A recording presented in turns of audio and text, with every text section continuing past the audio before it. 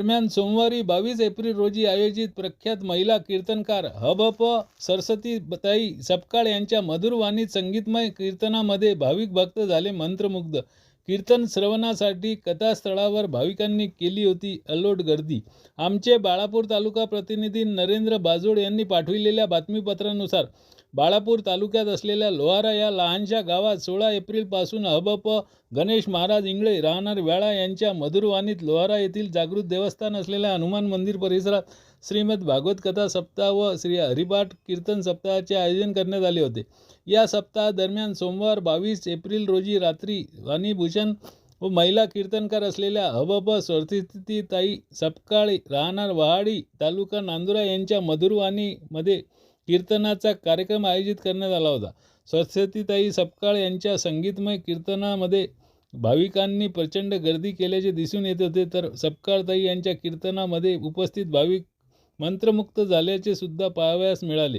या कीर्तनामध्ये एकापेक्षा एक भजन सादर करण्यात आले। एकच राजा जिथे जन्मला शिवनेरी किल्ल्यावर आणि गणगण गणात बोते या संगीतमय गीत आणि भजनावर उपस्थित सर्व भाविक भक्त देहभान विसरून संगीतच्या तालावर नृत्य करताना व मंत्रमुक्त झालेले दिसत होते।